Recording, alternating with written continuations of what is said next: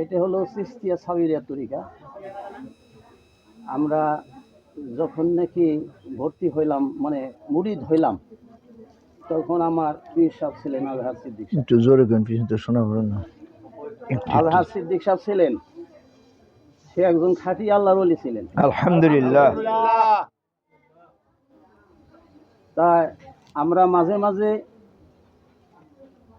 তারই আলোচনা, কোরআন হাদিসের আলোচনা আমরা করে থাকি।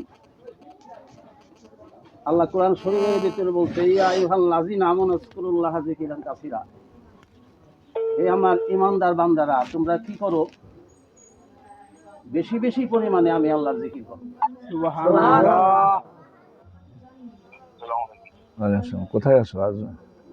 1 লক্ষ বা 2 লক্ষ 24,000 পয়গম্বর দুনিয়া থেকে আমরা চোখের পানি যেটা আছে, আমার আন্দোলন থেকে আমার মাহফিল চলছে, মাহফিল শেষ, আমার বাড়িতে দিয়ে আসবে। আর আমার মাহফিল আইসো তুমি 9টার দিকেও লাগছো, 9:30। হ্যাঁ, 9:30টার দিকে বাড়ি এসে তো মাহফিল আইসো। আমি বাচ্চা, আমার ফ্যামিলি আছে, কয়েকজন 5-7 জন আছে, তো দিয়ে আসা লাগবে। আচ্ছা, বুঝছো? কানকুল বিপদ দিব। উনি নিজে বলছেন যে আমি নিজে সব চোখে দেখেছি। মোবাইল ঠিক রেখো, নাম্বার ঠিক রেখো। সে কিভাবে 10টা বছর যায় নামাজটা পানির উপরে বেশি নামাজ পড়ে গেছে। সেই চরমনার সিলসিলা আমাদের মানিকগঞ্জের বর্তমান যে পীর সাহেব, উনি মনে করেন বাংলাদেশে এত বড় ডিগ্রি ওনার মতো আর কোন আলেম মানে বোঝা পাওয়া যায় না। আলহামদুলিল্লাহ। তাই আল্লাহর কাছে শুকর যে আমরা 1 নাম্বার হলো আল্লাহ আমাদেরকে মুসলমানের ঘরে পয়দা করছেন, আলহামদুলিল্লাহ। 2 নাম্বার শেষ নবী মুহাম্মদ রাসূলুল্লাহ সাল্লাল্লাহু আলাইহি ওয়াসাল্লামের উম্মত হিসেবে আমাকে দুনিয়ায় পাঠাইছেন আমাদেরকে। সুবহানাল্লাহ। 3 নাম্বার ইন্নাল উলামা ওয়ারাসাতুল আমবিয়া, একজন নায়েবে রাসূলের হাত আমরা ধরেছি। সুবহানাল্লাহ। এর চেয়ে ভাগ্য আর নাই। আজকে যদি খ্রিস্টান, ইহুদি, হিন্দুর ঘরে জন্ম নিতাম, তাহলে আমাদের এই সমস্ত আলোচনা হইতো না, পাক পবিত্র হইতো না, থাকতাম না। 2 নাম্বার মৃত্যুর পর আবার ওই যে শ্মশানে নিয়ে আমাদেরকে আগুন দিয়ে জ্বালাইতো।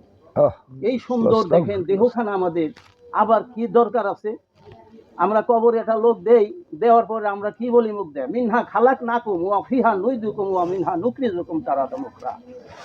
এই মাটি থেকে সৃষ্টি করা হয়েছিল, এই মাটিতেই দাফন করা হইল, পুনরায় হাসর মাঠে এই মাটি থেকেই উত্তোলন করা হবে। কোরআন হাদিস আপনারা বিশ্বাস করেন তো সবাই? আলহামদুলিল্লাহ। আমরা কেউ দুনিয়া থাকবো না, 2 দিন আগে 2 দিন পরে সবাই আমরা একই জায়গা, গুরুস্থান, ওখানে আমরা যাইয়া আমাদের শুইতে হবে। আমরা জিকির করলে কি লাভ হবে? এই যে জিকির সকালবেলা আমরা করি, দোয়া হাসর আমরা পড়ছি, 70,000 ফেরেশতা সকাল থেকে সন্ধ্যা পর্যন্ত 70,000 ফেরেশতা আমাদের মাগফিরাতের জন্য দোয়া করতে থাকে। সুবহানাল্লাহ। এই একটা জিনিস পাইলেন, সকালে যখন দোয়া হাসরটা পড়লাম, 2 নাম্বার যখন নাকি জামাতের সাথে নামাজ পড়লেন, নামাজ পড়ার পরে আবার জিকির করলেন, জিকিরে কইরা 5 বার দরুদ শরীফ পড়লেন, জিকিরের আগে, জিকিরের পরে 5 বার দরুদ শরীফ পড়লেন, আর সূর্য ওঠার পরে মনে করেন 2 রাকাত নামাজ পড়লেন। আল্লাহ রাসূল বলতেছে যে এই কাজগুলি করে সে কবুলিয়াত একজন, মানে হজ এবং কবুলিয়াত, উমরা হজের একটা সওয়াব তার আমল নামায়। সুবহানাল্লাহ। তাহলে আমাদের দুনিয়া থেকে একদিন ছুটতে হবে। 2 নাম্বার কথা, পীর কেন দৌড়ম আমরা? 2-3টা কথা না বলা যায় না। আমাদের দেখেন এই দেশে আসছিল কেরামাতুল্লাহ সাহেব, হযরত মাওলানা কেরামাতুল্লাহ সাহেব, উনি এই দেশে আইসে সেইরা কোনো মুসলমান ঠিক মতো পায় নাই, টুপি কি জিনিস চিনত না। শেষ পর্যন্ত উনি একটা মাহফিল করলো, মাহফিলের ভিতরে দেখলো যে একজনের মাথায় টুপি নাই। উনি জানালার ভিতর দিয়ে দেখলো যে চাইয়ে চাইয়ে মুসকে মুসকে হাসতে লাগলো যে আহারে, টুপিও বোঝে না, নামাজ পড়ে যত দূরের কথা, টুপিও বোঝে না। শেষ পর্যন্ত বললো যে আপনারা আগামী মাহফিলে আসবেন। আগামী মাহফিলে যখন আসে, আসার পরে উনি বলে দিল যে আপনারা এইভাবে টুপি পইরা আইসেন। তো ওনারা টুপি বুঝে না। শেষ পর্যন্ত ওই যে সালুনের পাতিল যেটাকে আমরা বলি, ওই সালুনের পাতিল মাথায় দিয়ে উনি মাহফিলে আসছে। আরে সবাই মাহফিলে আসছে, হুজুর জানালা দিয়ে লক্ষ্য করে দেখে মুসকে মুসকে হাসলো যে আল্লাহ, অন্তত পীরের কথা তো ওরা মানছে।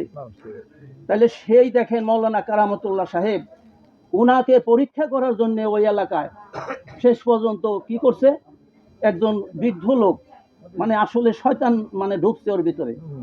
সে নিজের ছেলেকে সাজাই গুজাইয়া মানে কাফনের পরাই রাখছে। হ্যাঁ, বোটে যাইয়া, বোট ছিল তখন, এই গাড়ি ঘোড়া ছিল না। যাই, হুজুর আমার ছেলে তো মারা গেছে, একটু জানাজা দিয়ে দেন। 3 বার বললো হ্যাঁ জানাজা দিয়ে দিব, হ্যাঁ দেন। জানাজা দেওয়ার পরে উনি বললো যে যাও লাশকে উঠিয়ে নিয়ে যাও। হ্যাঁ, যাই দেখে কাফন খুলে সে মৃত্যু হয়ে গেছে। ওই দৃশ্য দেখে হাজার হাজার মানে মানুষ মুরিদ হইতে লাগলো। এখন হক্কানি আলেম নাইবে রসুল আছে কিনা তাই বলে, তাইলে মুরিদ হয়ে গেল। মুরিদ হওয়ার পরে টুপিও ঠিক মতো আসলো। এই যে টুপিটা আমরা মাথায় দেই, আল্লাহ রসুল বলছে 50,000 বছরের রাস্তা থেকে আমি আমার উম্মতকে চিহ্নিত করতে পারবো যে আমার উম্মত। যাই হোক, আমাদের ভাগ্য ভালো। একবার সুবহানাল্লাহ আমরা বলি, যদি 100 বার সুবহানাল্লাহ বলে 100,000 নেকি হইতেছে। আর এক জায়গা বলতে হয় যে সেই 100 বার যেন আল্লাহ রসুলের হজ করলো। আলহামদুলিল্লাহ 100 বার বলি, আল্লাহ রসুল বলে সে যেন 100 ঘোরা আল্লাহ রাস্তায় দান করে দিল। আল্লাহু আকবার। এইভাবে 100 বার যখন বলি, আল্লাহ বলতেছে এর চেয়ে ভালো লোক আর বান্দা আমি আর দুনিয়াতে আমি সৃষ্টি করিনি। কথাটা বুঝছেন? তাহলে আমরা যদি আল্লাহর জিকির করি তাহলে আমাদের লাভ আছে না নাকি? লাভ আছে। সেজন্যই আমরা এই যে সাধারণত ভাবে একটা দস্তরখানায় আমরা খানা খাই, পিঠ ধরা মানুষ ছাড়া দস্তরখানায় খুব কম খায়, লক্ষ্য করি। এখানে বলা হয়েছে যে যে নাকি দস্তরখানায় খানা খাইলো অপরকে খাওয়াইলো, সে একটা কবুলিয়াত হজের সমান তার আমল নামে লেখা। হ্যাঁ, আর একটা জায়গা লেখা হয়েছে যে যখন নাকি সে হামেশা দস্তরখানায়, মুসা নবী লাল দস্তরখানায় খাইতেন, এই জন্য আমরা লাল দস্তরখানায় খাই। তাহলে সেখানে বলা হয়েছে যে হামেশা দস্তরখানায় খায়, তাইলে তার জন্য ভেস্তে থেকে আল্লাহ তাআলা নিজে একটা বুরাক পাঠাই দিবেন। ভেস্তি পোশাক দিয়ে একটা বুরাক পাঠাই দিবেন, এবং যে লাল দস্তরখানায় দুনিয়া খানা খাইলো তাকে ভেস্তির পোশাক পরাইয়া আল্লাহ তাআলা তাকে ফেরেশতারা জান্নাতে তাকে পৌঁছাই দিবে। এই যে কত ফজিলত, কথাটা বুঝছেন? এই ফজিলত গুলি তুই ধরা না হইলে হইতো না। আমি সেনাবাহিনী চাকরি করতাম, 2 বার 3 বার করে গাড়ি শিফট করতাম। তারপরে যাই হুজুর কাছে যাইয়া কি হইলো, আমার চোখে পানি এসে গেল। কেন দাঁড়িয়ে রাখতে বল, কি করলো ওয়াস্তা, এগুলি এখন বলা যাবে না, সময় কম। ওইভাবে সে আইসে সেইরে দাঁড়িয়েও রাখলাম। আস্তে আস্তে টুপি রাখতাম না, কয়দিন শরম করতো। হাবিবুর রহমান সাহেব করলে কি ব্যাপার টুপি রাখেন না কে? হ্যাঁ, রেখে দিলাম। আবার সুন্নতি পোশাকের যখন মানে পাইলাম, সুন্নত পোশাকটাও শরীর এসে গেল। তাহলে এটা কি নবীর পোশাক? আল্লাহ রসুল বলছেন নবীর পোশাক এই হিসেবে যারা থাকবে নাইবের রসুল তাদের সাথে তাদের হাসন নাসর হবে। আল্লাহ রসুল বলছে যার সাথে যার উঠা বসা হবে তার সাথে তার হাসন নাসর হবে। তাইলে দেখেন আমরা লাভের মধ্যে আছি না ক্ষতির মধ্যে আছি? সকালবেলা জিকির যখন আমরা করুম, এই জিকির করার পরে মনে করেন এই যে হাজার লক্ষ কোটি মানুষ এই দেশে জিকির করে, একসাথেই আমাদের ওই দোয়াটা হয়, তাই না? তারপরে নামাজ পড়লে জীবনে মানুষের কোনোই হয় না, ওই যে কি নাম, অভাব হয় না। হ্যাঁ, কবরের আযাব হয় না, ডাইন হাতে আমলনামা হয়। এগুলি ওয়াজগুলি শুনতেছেন নামাজ পড়লে, তারপরে যাই সেরে শেষ পর্যন্ত তার বিনা হিসেবে তাকে আল্লাহ জান্নাত দিয়ে দেয়। যে অনেকগুলি কথা আছে, সংক্ষেপে আমি বললাম। এই যে কাজগুলি, এই কাজগুলি না করে আমরা অন্য কাজ করি। একজনের টাকা মেরে খায়, এই খায় ও খায়। হ্যাঁ, 4 পয়সা ঋণ থাকলে 10 বছরই নাকি হাসুর মাসে কাইটে দিতে হবে যে পাওনাটা, আমার হুজুরে বলছে। এই জন্যে ওয়াদা ভঙ্গকারী তারা জান্নাতে যাবে না।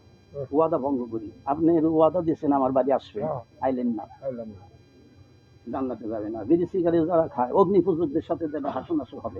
এইগুলি কথা হলে কি আমার হুজুরের কাছে গেলে এগুলি বুঝতে পারবে। এই দাড়ি না রাখলে সে বেঁচে যেতে পারবো না, শোকান রোজ কি আমার হাসরে মাঠে, কথাটা বুঝছেন? তাই যাই হোক, এইরকম ভাবে অনেক কিছু আছে। আমার যে এখানে আলেম সম্প্রদায় আছে, আল্লাহর কাছে দোয়া করি, বললাম 2-4টা কথা আপনাদের বলবে, সময় অনেক হয়ে গেছে। আসসালামু আলাইকুম রহমতুল্লাহ, দোয়া করেছে।